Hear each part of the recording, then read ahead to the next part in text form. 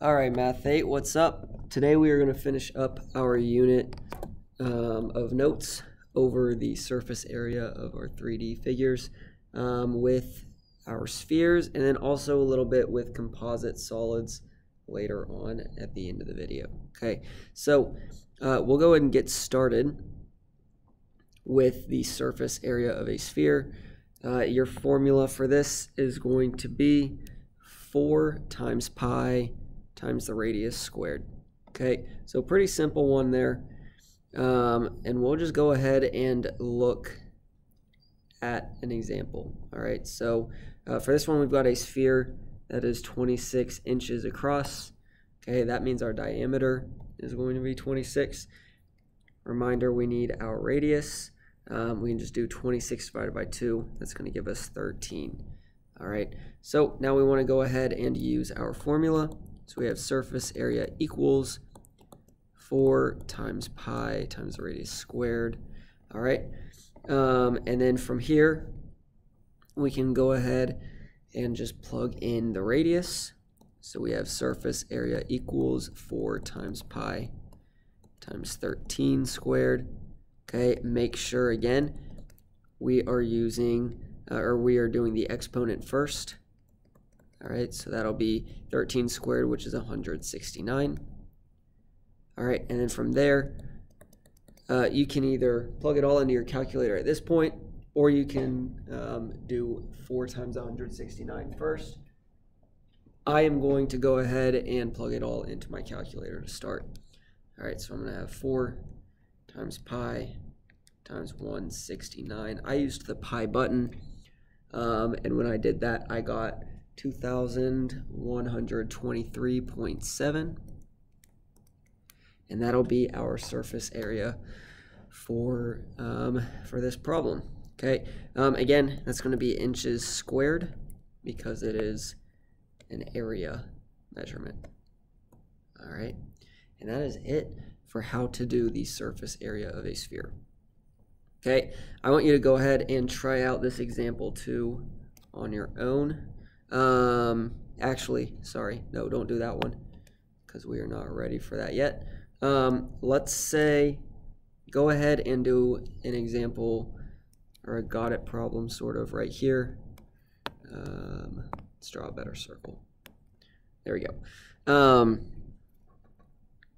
We'll call this our radius, or sorry, our sphere. There, it kind of looks 3D now, right? Sorry, that wasn't good. I didn't think it was going to do that.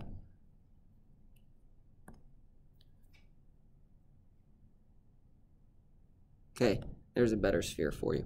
All right, and then we'll call our radius here, let's make it 8 meters. All right, so go ahead and try this got it problem right here, and then we will go ahead and move on. All right, so once you're done with that, we're going to go ahead and look at example 2. So it says a spherical ball has a surface area of 2,464 centimeters squared. Find the radius of the ball to the nearest tenth. All right, so this is where we got to work backwards. We did a lot of this when we looked at volume. We haven't done a whole lot for surface area yet. This is a good place to start. Okay, so the first thing I want to do is write down my formula, 4 times pi r squared. All right, and then plug in everything that I know. That's just going to be our surface area, which is 2,464, and then the rest will be the same. Okay, at this point, I'm going to go ahead and divide both sides by 4 times pi. What that's going to do is get rid of this, the 4 and the pi on this side, so we're going to have something equals r squared. Now, when you type this into your calculator, you want to do first 4 times pi and figure out what that is to start. All right, so I got 12.57, so I'm just going to write that in instead of the 4 pi. So I've got 12.57. All right, now I can go ahead and do 2,464 divided by 12.57, and I get about 196.02. Okay, and then my last step is going to be to take the square root of that number. And I should get, yeah, right about 14. All right. And that's going to be just centimeters. Okay, and that is it for finding the radius of a sphere with a given surface area.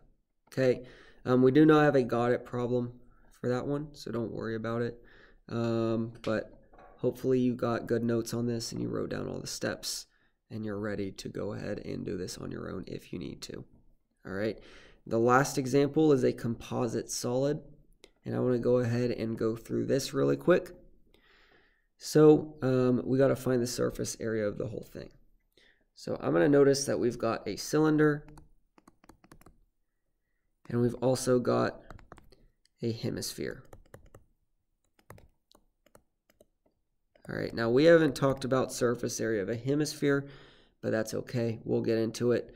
One thing I do want to note is the hemisphere and the top of the cylinder both share this circle, and this circle is not actually part of our surface area.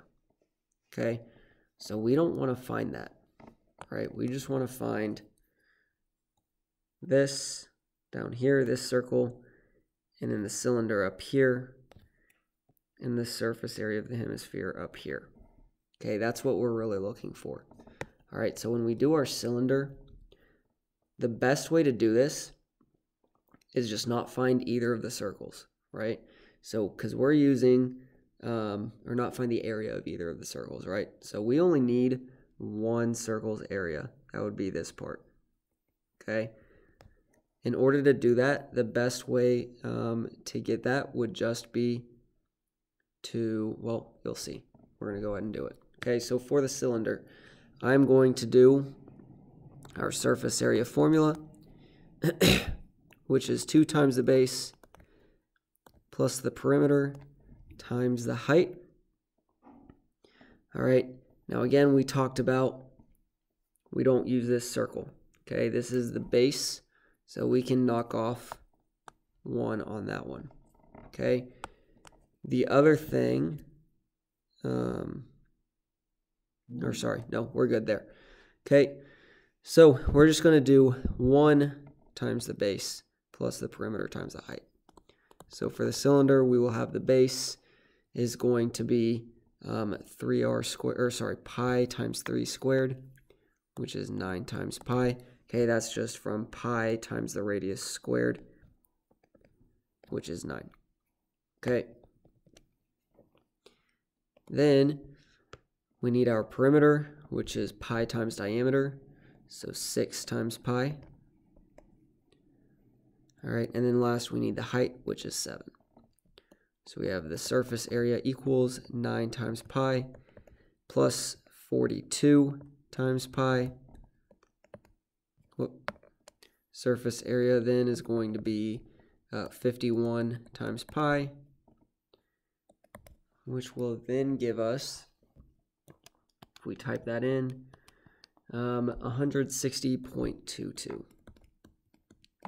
Okay, then we can do our hemisphere. All right, so I'm going to start out with our formula.